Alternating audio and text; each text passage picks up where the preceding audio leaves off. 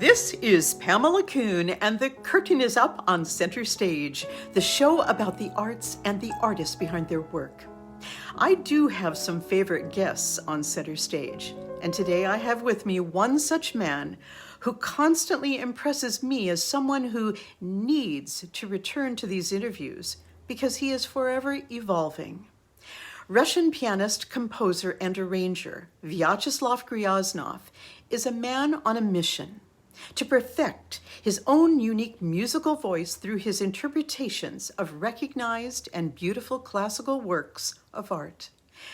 Like Franz Liszt, Vyacheslav Gryaznov honors composers who have gone before him with his own rendering. He sings to his own personal tune. Slava, as he is known to his friends, is the youngest pianist to be honored with Schott publications of his many profound transcriptions. And now he is wowing us once again. He has developed a rather brilliant program to perform with a virtual orchestra. I know very little about this process, but I have him with us now to discuss what he is embellishing the world with this time. And I have a feeling it is going to be mind-blowing. Slava, welcome to Center Stage. Thank you so much, Pamela. Very, very, very glad to be here again and to see you in your wonderful environment, the cozy home. Thank you so much for having me here. Of course. And you in your fantastic studio. You are all set up. My God, you look like Elton John ready to record. Well, I'm glad to make this impression. I know my studio is relatively simple. It's just one room with lots of cables, monitors, and microphones, which they're my favorite toys to play, sometimes. Yeah, and I'm really happy to have it. So you're using some rather unusual mics right now. Can you share what they are with us? Oh yeah, those are actually Russian mics made in Russia, in Tula. That's a small city close to Moscow. And I believe they still are producing the mics.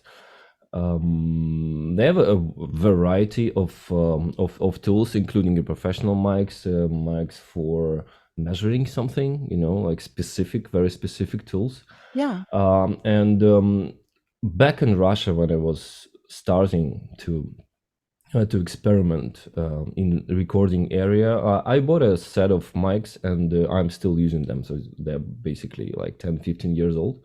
That's incredible. All of them, yeah. And I even know some American sound engineers who love the mics, and use them daily in their workflow. So it's not so rare. Actually, it's not so specific and unique microphones. They are available around, and they are loved and known for for their quality and some sound characteristics. Well, and the price, by the way, they're quite cheap comparing to the analogs. Wow. Yeah. So I've loved this, time through COVID when we've all become recording experts in our own way, At least enthusiasts. And apparently you really have developed the art of being alone and learning to, as I gather, learning to code on a computer. A little bit. Yeah. A little bit, yeah. And of course, setting up your own studio, which is very exciting. I love it. Yeah, I'm actually very grateful to this time to for being, exactly alone at home and spending this enormous amount of basically free time to learn new things, to develop something which I was dreaming about for a long time. For instance, like this studio, a little bit of coding as well. My old website, it just broke. I couldn't do anything with it. I couldn't change, so I decided to build it from scratch, learning on the way how to do it. And I think it was just a good time spending in general. Well, yeah. I think so. And you haven't stopped performing. I set up the studio to be able to stream professionally with a good sound and good video. I found two old cameras also bought back in Russia, and finally they have some use. Like top side cameras all over Yeah. the place in general. So yeah, that was the main reason basically to set up the studio, so to be able to continue to perform, to share, to do something new, to do live streams and so on. Yeah. Exciting. Exciting. I love it. I've seen your work online. And I know that you are a big fan of photography. In fact, you have this beautiful picture of yourself with a camera, on your website. Oh, that was taken by my friend in France. Yeah, at her studio. But it's a statement about you. I mean, you, Oh, as well as orally, thrilling us with your playing and your sound, you have a great visual eye, and you creating these films. Yeah, you have a sense of vision yourself for what you want to see as well as hear. oh well, thank you so much for the compliment. Well, I maybe it's it's too loud to say that I have a vision. Yet I'm very much a beginner in terms of video area and filming something. Usually, w- when I film someone, the artist, her or himself, um, they are helping me to find the right image, to find the right colors and atmosphere. So it's not my job. It's not only my vision. It's basically our collaboration, which is I think we should be like that. Yeah, all the time. I think that's exciting. I mean, I think you definitely have a vision, and you've also got with that a cool factor. I mean, I've entered you twice before on center stage. Oh, come on, don't be so shy. Oh my god. Okay. I've called you handsome. I've called you Oh. cool. I've called you, maybe the pianist out there with the biggest cool factor possible. Maybe outside of Konstantin Sukovetsky. Maybe Yeah, I think he's the star. He is the star. Yeah. he is kind of a star. Yeah, but so are you. And so, what's cooking right now in your studio? What are you up to with this virtual performing? Oh, first of all, I'm cooking my recital, which will be happening at Merkin Hall on December 13th, 8 p.m. I'm using this time, sorry, to advertise a little bit the concert, because yeah, I will at the end of the concert present this kind of a new technology, Hmm. which is about to make musicians, not only pianists in the future, not only pianists, to be a little bit more free with creating their own, orchestra accompaniments for concertos, Hmm. violin, any instrumental concerto, basically, and maybe not only concertos. I'm thinking about also vocal, like opera areas, as well, Okay. because this tool can be used in any sort of ensemble which requires orchestra or chamber orchestra, or even chamber ensemble and a solo instrument or voice. Hmm. The idea, I will try to clarify the idea. What kind of tools we have now, for example, to be able to prepare for the competition? Imagine we never played with the orchestra before, and we are about to advance to the finals, yeah, of the competition, and we have to play with the orchestra. Concerto we never played. We just maybe rehearsed with the second piano, which is not bad, but the sound of the instruments around you, Yes. that the timbres, right, Yes. the whole kind of balance between you and the orchestra, it's absolutely different on stage. So I was thinking during preparation of my own repertoire, I was learning this year, sorry, this summer, the Rachmaninoff number four, concerto number four, which I never played before. It's quite complex, and also not many orchestras and conductors know Right. this concerto. So it's kind of completely out of the blue, you know. You go on stage and you have to know stuff. And I tried to play with the virtual orchestra library I had at that moment. I don't know why I bought it. I bought it maybe like 2 years ago when pandemic started to play with it, but I didn't Sure. have an idea what exactly I will do with it. But anyway, I tried to create an introduction for the not an introduction actually the starting material for the Rachmaninoff Concerto Number Four, and basically I liked what I heard, and I decided to continue and to create the accompaniment for the whole movement. I was learning on the fly again because I didn't know what this sample library can provide, what kind of articulations tools it has, so I can use all of them basically, you know, to understand the system more. So I did it, and later on I finished the whole concerto.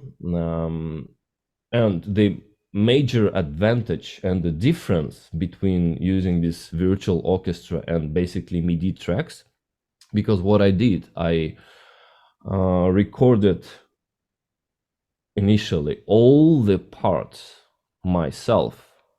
I recorded those parts in musical sequencer via MIDI parts. So each part was played by me.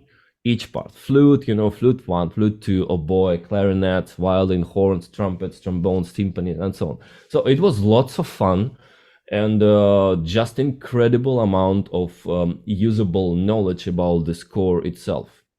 So that's why I think that's the first and major outcome of this experiment, that Mm-hmm. I really learned the orchestral score.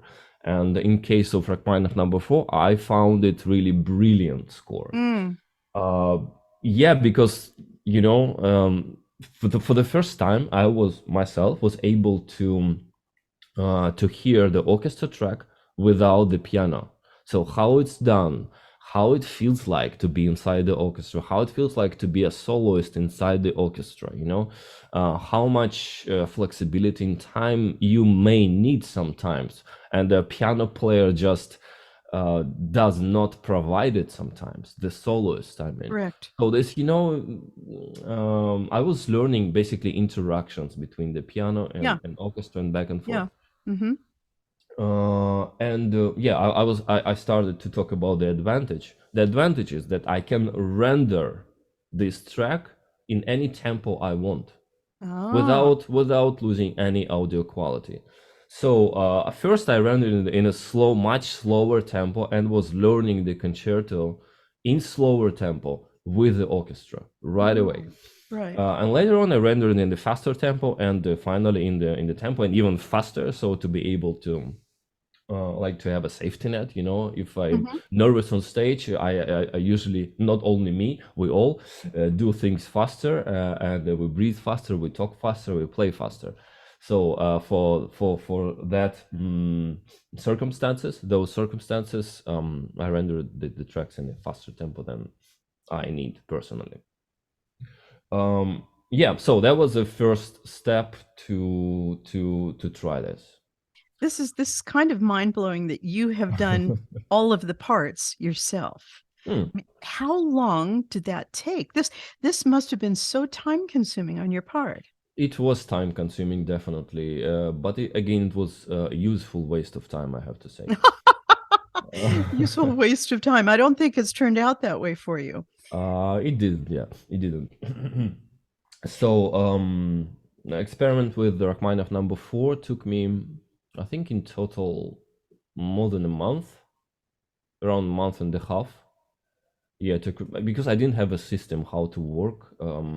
Now I have an orchestral template which I can, you know, load. Okay. It's there, and I can fill in the parts. I don't have to start from scratch. So this That's is incredible. actually, yeah, the process now can go much faster. Also, I prepared for myself the Beethoven number one, which I played in Mexico in the end of September, and it took me just 7 days to finish the whole thing. So, when you have a system, when you have well, the score is relatively simple. It's much, much simpler than Rachmaninoff, of course.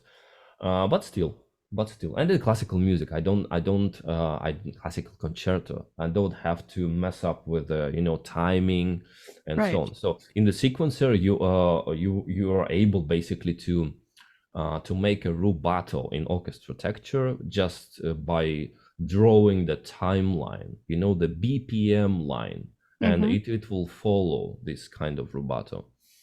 In Beethoven, I didn't do anything. It was just very flat, the one tempo and nothing else. So it was simple, but again, it was very useful. I'd So say. yeah. So now And I have getting two piano concertos in the repertoire, in virtual orchestra repertoire. so Yeah. I can only gather that people will be coming to you for you wanting to do more of these so they can actually prepare. The thing I like about the idea of this is that, as you say, you needed a study tool and you were able to vary it so you could take it slower. So like any burgeoning musician, we need to do things slow in the beginning, Hmm. but you're bringing your own interpretive kind of voice to, for instance, the Rachmaninoff, aren't you? I mean, Yeah, yeah, you're absolutely right. Of course, this orchestra track is a product of, well, first of all, my own experience as a soloist playing with the orchestra. mhm, What actually I would like to hear, I would love to mm, hear from the orchestra on stage, to really drive, the whole yeah, thing. Because I believe that the piano concerto, as initially it was invented, right? It sets the competition between us, but mhm, competition not in terms of who is louder, of course, right? Sometimes it is as well, by the way, why not? But in general, it's switching. Usually, it should be, I think, like switching roles, yeah, between the leader and the accompanist and the supporter and leader again. So I was learning this stuff on the way, because again, with the second piano, you have no idea how what's the role actually you are in right now. Are you accompanying the chamber group of the orchestra, so you don't have to be so loud as we usually do, anyway, because the orchestra is big, we're on the big stage, and it's like by default we have to be louder than usual. No, we don't. No, we don't. Our problem is that soloist problem, I mean, uh, we often provoke the orchestra to be louder, to be overpowering the solo instrument just by leading all the time. We don't let them speak. If we let them speak, they will just play, naturally with pleasure, and mhm. really supporting you, That's an because they will interesting thing. listen what you're doing, because you're not so loud. You are actually much softer than usual, Yeah, probably, and yeah. this opens their ears, and their attention. So was again maybe the second major outcome, I was Oh, learning on the way. Yeah. So anyway, this product is the result of this experience of my my experience of being a soloist, and wanting from the orchestra some sort of things, and just I was always wanted to be a conductor, so this is my way to to look in this area once okay. again, That and makes sense. That yeah, that yeah, is yeah, the future. I know. Right there. But I love this because you're talking about doing this for the Beethoven and for the Rachmaninoff 4. And as Mm, I understand, the Rachmaninoff 4 is a very complex concerto between the pianist and the orchestra. exactly, the most It's symphonic, I have to say, the most yeah, symphonic. Hmm. yeah. So your ability to be able to really use that sense of rubato and roll a little bit with tempi, and also listening for orchestral cues, you need to rehearse with a virtual orchestra like this. I think so, yeah. And my friend Konstantin Sukhavetsky, you mentioned before, Yes. we were working together because he was performing live this concerto also for the first time in his life at Alistair Hall. With Where Pegasus was the that? orchestra. With Pegasus the Orchestra, Mhm. exactly. Where was that? October, I think, right? October 20 It was something. very exciting. We had all five Rachmaninoff Yeah, concerti in that one was a evening. wonderful event and a wonderful work from all the people who participated, the orchestra, the conductor. Oh, to play all five in one evening. I know. That's What an that's a thing. experience. Exactly for the audience and for the players as well. So we were working with Konstantin. He came to my studio and we tried some things together. I was, starting the sections myself, and he was playing with the orchestra, trying to understand what's going on. Yeah. So yeah, I hope that was kind of useful experience for him. And he told me himself that probably without spending this time together here, and he also played at his own home with the headphones and some laptop. Um, he wouldn't be so confident in his whole playing because, as you know, during the performance he cut his finger at the That's end of correct. first movement, and basically the rest of the performance he was managing. Bleeding. Yeah. He was bleeding first of all heavily, Yeah. yeah. But in the orchestra solos he was trying to wipe the keys, to Yes. use this time to clean up for his solos, and he was able to do it in a relaxed manner, because he knew all this stuff. He knew the orchestra part. He knew what's going on and Yeah. how much time he has. And so I hope it helped. I think it I hope. did. I think it that night will never be forgotten. I Oh remember the yeah. pictures of the Oh yeah. the blood on the keys. It gave a whole new meaning to, bleeding for your art. It was a thrilling night. Well, Yeah, that was beautiful and very, kind of symbolic in a way. it Yeah. was Yeah. totally. Hmm. Tell me this. So before you have developed this program for yourself, what were you using as a study aid? I mean, was it literally like the old-fashioned music minus one series we used to be able to buy, where you just insert yourself, with a pre-recorded track? Or was there anything more sophisticated than that? Unfortunately, I can't say I used any of the tools before, and Okay. I regret it that I didn't have this technology.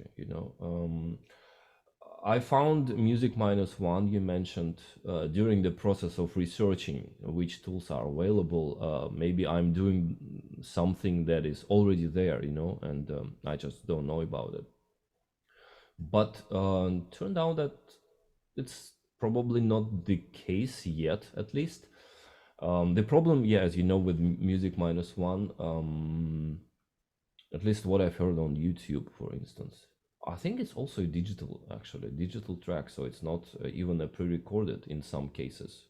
Okay. Pre-recorded orchestra. It's also MIDI information rendered with some virtual stuff. But yeah, the problem is that you basically stuck with a metronome with a predefined tempo, predefined timeline. I would say, yeah, tempo Mm-hmm. map. And usually this tempo map reflects some sort of famous performance, like for example in third Rachmaninoff, I believe it's a Kleiber with Kondrashin. So it's useful anyway. It's useful anyway because yeah, you hear not only you but kind of the orchestra. Yeah, kind But of. at the same time, you definitely it's far from being free in your own solos, for Yeah. instance. Yeah, you will be stuck with this tempo map.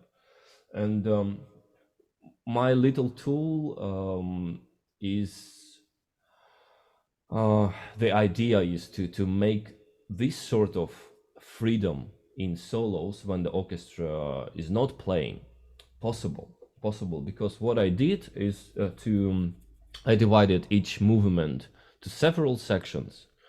The sections are for now predefined. Maybe in future the artist can create their own sections, but I it's really matter of the future development. For now, all sections are predefined, and what's actually cool about it, so I can start each section by just pressing the page turner pedal, Huh. which I did in Miami first time. I never used such a tools. I used Yeah. old school style, turning my pages when I play chamber music. So I'm maybe advanced in some stuff, but still I use um, paper to learn all my music. Anyway, so this is the flexibility, because I can be absolutely free and do whatever I want during my solos, and whenever orchestra track should be started, I press my pedal and orchestra starts. If I press it twice, orchestra starts even the next section, which is unexpected. But I don't have a safety net for now, but I will add some functions to the programs to avoid these circumstances. I did it in Miami. I pressed it twice, and during the final, accidentally, because I don't have a feedback on my pedal, so I have no idea if I'm not looking at the screen. It doesn't click. It doesn't do anything. It's just very silent. I press, and I'm hoping for the best, basically. So it worked. It worked very fine during the whole performance, except one slip. It was my fault. I pressed it accidentally twice, and two sections were played at the same time. Mwah, it was marvelous, but it was Oh, wow. very easy to fix. I just stopped and restarted. So Okay, so no big deal. that No kind big of deal. opens us up to a whole new interpretation Oh where you can yeah. do whatever Oh you yeah. want. So just to clarify, you just Mhm. performed this in Miami, Yeah, we tried it in Miami for the for an first time. audience. Yeah, Yeah. for and on. It was live concert. It was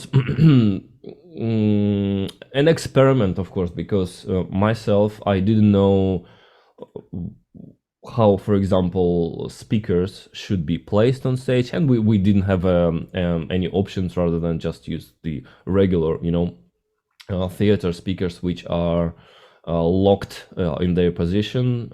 It's like in the top and left Hmm. corners, if you look into on the stage. So yeah, that was the only option, and I needed my own monitor, like a pop singer, Of pop course. star, Yeah. around near the piano, so I can hear what's going on. Yeah. Because otherwise, it was not possible. That was a very simple setup.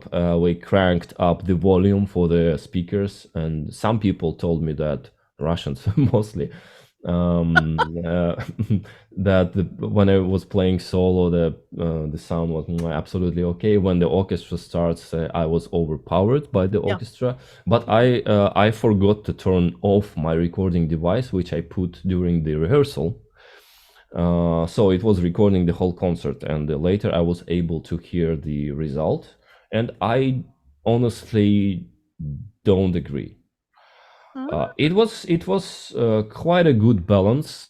At the right moments, orchestra was overpowering, but it should be. It's like real life.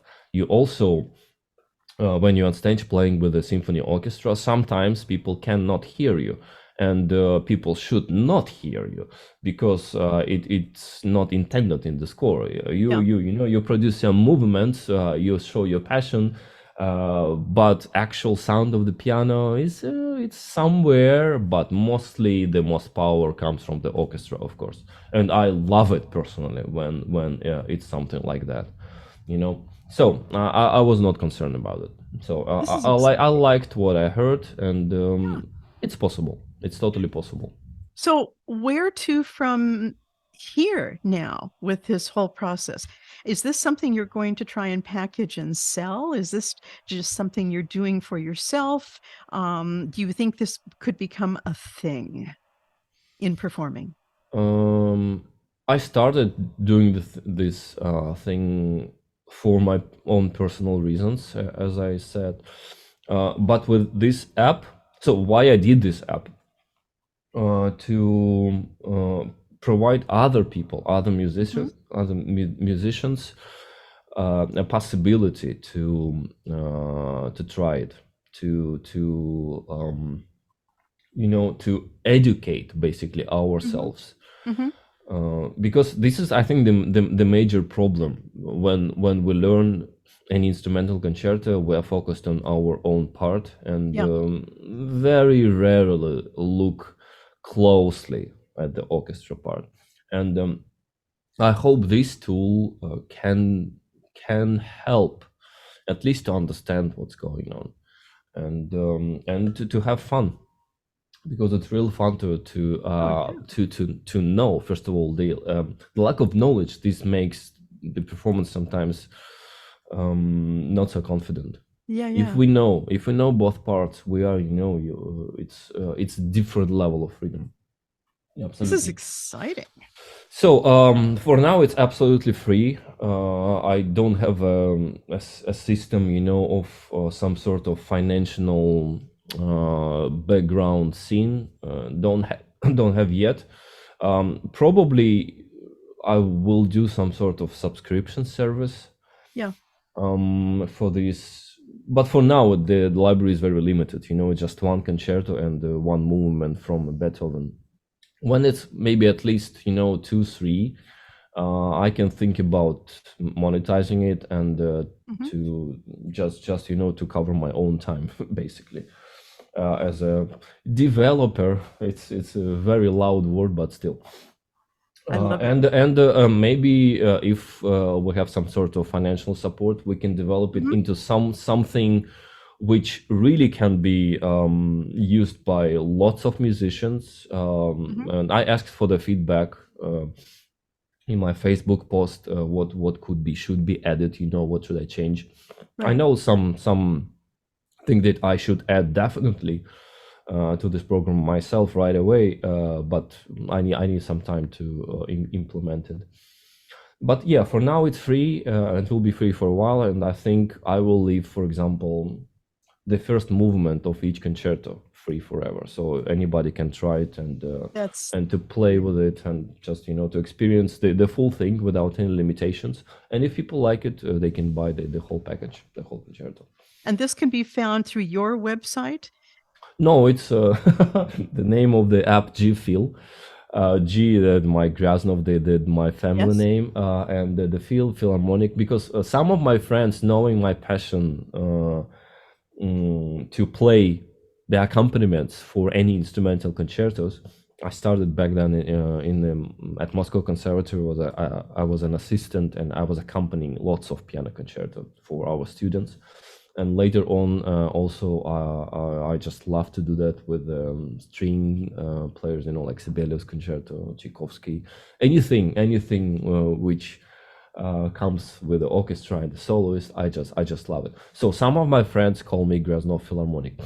So I decided Okay. to use this name for the app, and it's available online. It's G-Feel, not Philharmonic, but Feel, PHIL. FWE, Yeah. Mhm. yeah, double EL dot app, I think. So Okay. G-Feel Okay. dot app. Because you can hear from the orchestra track my own heart, if you will. It's not just a I love random it. orchestra. Yeah, it's my orchestra. I Welcome. think that is exciting until you do indeed have your own orchestra as conductor. I have a feeling that will be happening in the next coming years. It will be, actually. I'm already invited to play in Italy to present this technology, to play the whole All concerto. right. All Yeah, right. at some festival. So we're rolling. Well, you are definitely rolling, Vyacheslav Gryazov, as Oh, thank you, always. Pamela. Good Lord, the things you do. Yeah. So let's talk about this Merkin Hall concert now on Ah, December 13th. December 13, yeah. Yeah. So what is It's your Tuesday. program? So my program will be quite traditional program. I will play mostly as a pianist, not something fancy. So in the first part, I will perform Rameau, 4 pieces from the suite in A minor. Then it will be Mozart variations, 9 variations on Lison de Moi. I Mm-hmm. think my Mm-hmm. French is perfect, I know, but please forgive me. That's quite rarely played variations on stage, Yes. but they're very I would say very modern. Mozart used some techniques which like glissando, for instance, like double glissando thirds. Oh, It's really fun and brave, bold, I would say, piece by Mozart.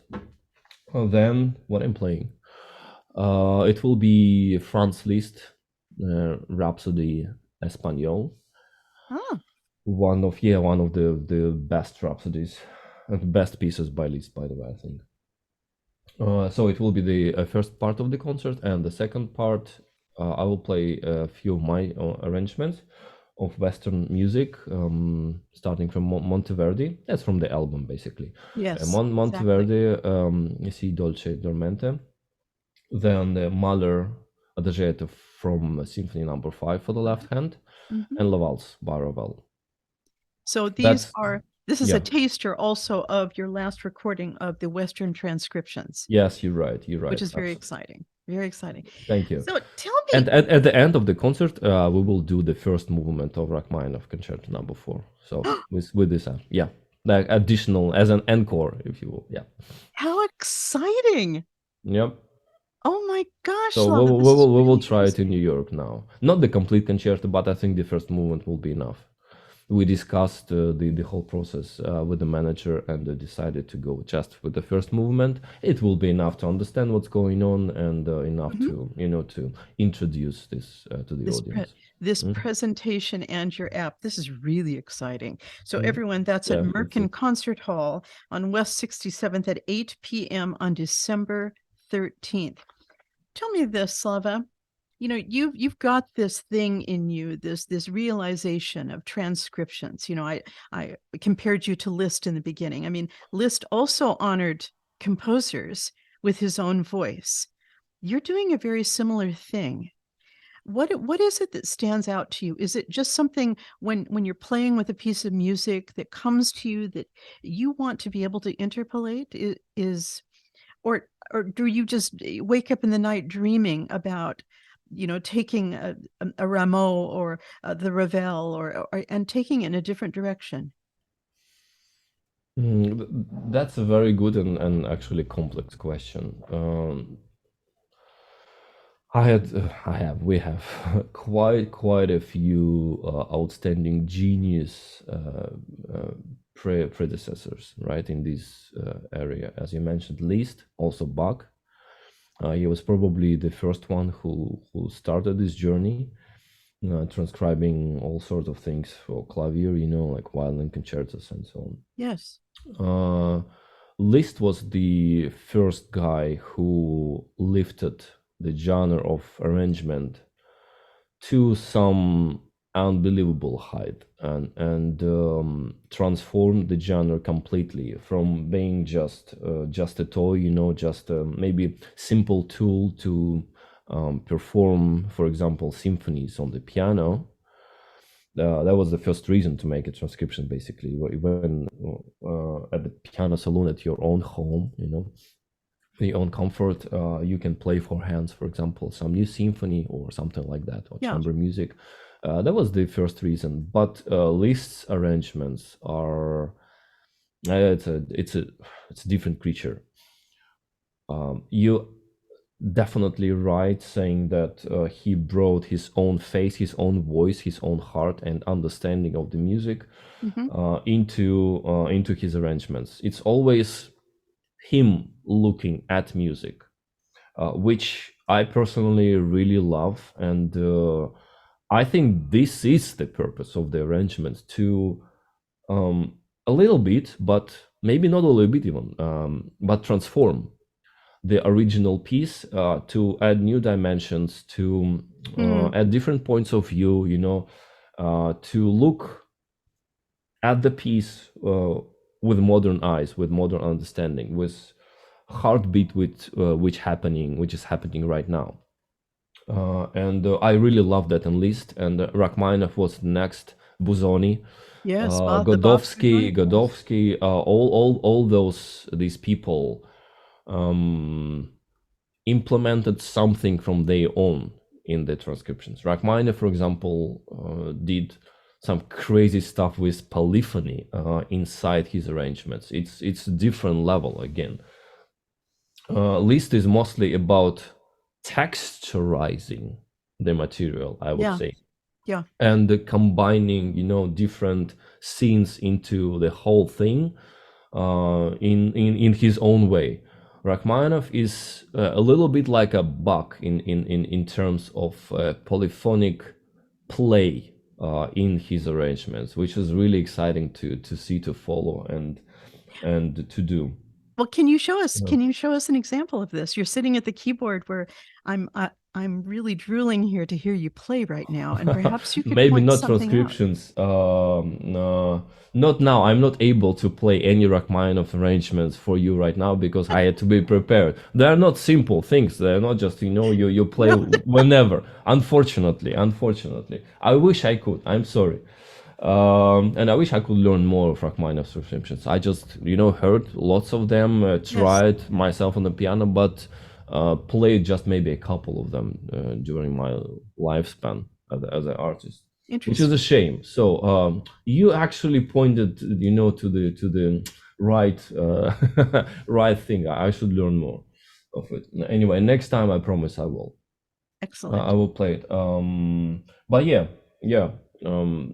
My journey as an arranger is basically just following the path which was already made by Liszt, Rachmaninoff, Godowsky, Busoni, and all these guys in 20th century. And I believe that this is the one of the way of modern artists, contemporary nowadays artists, to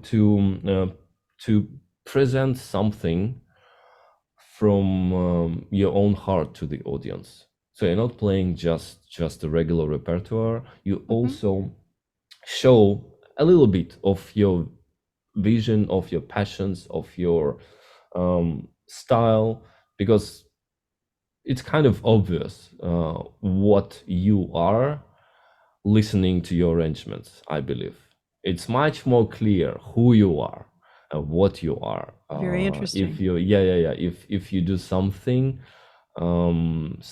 by your own, basically, and this is what I like and what I pursue in this genre myself. Very interesting, Slava. Really interesting. Well, do you have time to regale us with a little teaser from perhaps the Merkin Hall recital? Yeah, of course, I think I'm ready to play for you a couple of pieces from Rameau. What's beautiful in Rameau, it's a Baroque music, right? And as with any Baroque music, we are very free to embellish, to even reharmonize sometimes the music, because it was supposed to be like that. It's written in a sort of a variation form. It has repeats, and in the repeat you can vary stuff. You should vary stuff, and that's a perfect opportunity for the musician to try this area of arrangement, because at the final point, when you play Baroque music, some suite or like dances, it's actually, I think, in style, in the epoch style, to be able to have sort of a variation on the original music, especially when you repeat something. Yeah, it's written to be repeated. So I'm doing a little bit of that in Rameau. That's a new style for me. I never played Baroque music before, French Baroque. So I'm also experimenting a little bit. All right. In this area. So okay, I will try. I need to put off my headphones and the switch off the speaking mic, and hopefully, it will be okay. All right.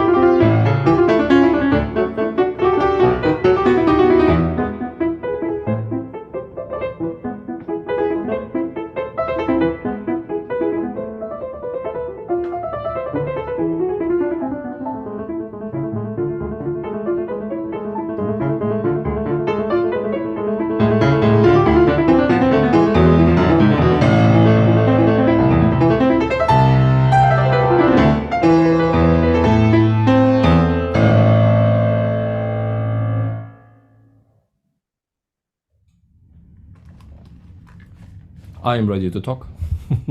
That was fantastic. What a fantastic teaser of your upcoming recital at Merkin Hall, December 13th. Thank you so much. Lovely. You know, I had a music history teacher once who said that Bach could have been, J.S. Bach could have been the greatest romantic composer of all time. And I know when I hear the Bach Busoni arrangements, I get very excited because I believe that that was realized, you know, and I think the French Baroque is no different. There's a delicacy, but there is also this intense sense of tension and within the rhythm and within the voicing and within all of the sung line. And I love it when you bring that out. Thank you. Thank you, Thank you, Slava. Pamela. I believe that every composer who ever composed any sort of music, you know, each of them is a romantic composer, because we are all human. And nowadays we just have to define them somehow, right? We have to put them into their own epoch and to limit them in a way that we are not playing them, you know, in the same style with the same approach. It's our problem, you know. It's not their problem. They're all very, very romantic and free in terms of expression, in terms of everything, because they're human. Yeah. So when it's possible to find these very sweet and romantic elements in their music, I think it's everywhere, including Baroque, you know, French Baroque, German Baroque, any sort of Mozart, Beethoven, any composer. Yeah. We can always find these seeds of what will be developed as romantic as we know right now in the future. So that's a very exciting journey, actually. Well, and we're going to look to you to add that in some composers, in your arrangements, transcriptions. I love it. I love it. So what do we have to look forward to after Merkin Hall? What is coming up for you, Slava Gryasnov? So I will continue, I think, develop this app, add new pieces into it, and I personally will fill a few gaps in my own repertoire. For example, I never played Prokofiev piano concerti, so it will be a good opportunity for me to try it. And I'm planning to play not all, first three of them at a Wissembourg piano festival, which I go there every year, every summer. So I will try to do it there, 3 piano concertos. I will maybe just be focusing on this stuff for now during the next year, and see what will happen. Yeah. You know, when you and I last spoke, you said you wanted to take a road trip with your son, your gorgeous son, across America. Yeah. And you wanted like a hot car to be able to do it in. I mean, any plans for that soon? Has it happened? Well, we did a road trip, actually. It was 2 years ago. Cross country. It was a fantastic, kind of a hot car, old Buick, but it's arrived. It's arrived fantastic. Being driven from east coast to west and back. So we did it already. Maybe I would love to go to Canada to explore winter side of this country. I really miss snow. I wasn't, how it's say in English, by the way. Probably I wasn't. No, I have been in Russia for how many years? Since 2020. Yeah, like more than 1 year. The war happened, you know, and that's it. The borders for me, the moral borders are closed. Closed, yeah. For now, at least. So I miss snow. I would love to experience these feelings again, you know, and well, maybe Canada.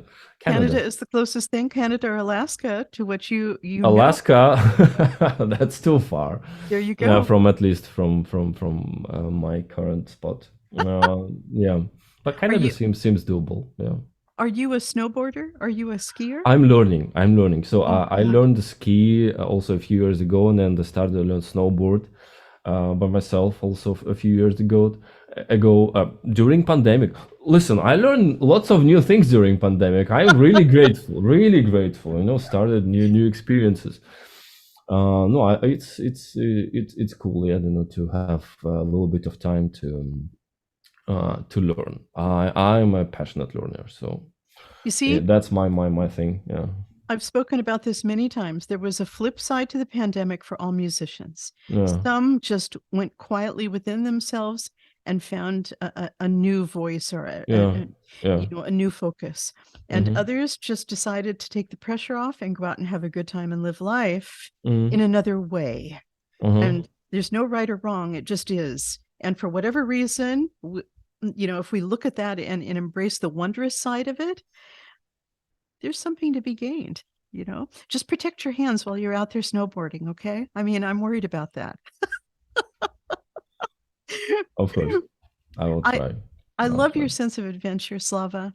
And I Thank you, think Pamela. Thank you. along with the app and the way you live your life, it's just the summation of what your music is. And it's fantastic what you have, as I said in my intro, embellished the world with. And so we're lucky to You're have. very kind, Pamela. Thank you so much. Thank you so much, and I hope to explore first of all myself more, what I'm capable of, and yeah, let's see. There's a lot to explore, Slava. Thank you for being with Always. me. Thank you for Thank you so sharing the much, story. Pamela. Thank you. It's And good always a luck. pleasure and fun. Thank you. Always. And good luck with the app. Good luck with your performances. And to the world, you've got to look to this guy, Vyacheslav Gryaznov. If you go to centerstage.com, you will find at least one of my interviews with him. And I would encourage you to do a lot of looking into this man, his life, the way he lives his life, and what he's offering us in the musical world, and all of his recordings. So thank you again, Slava. Take care of yourself. Thank you, Pamela. You too. To all my listeners out there, I want you to take care. This is Pamela Kuhn, and the curtain is now down on Center Stage.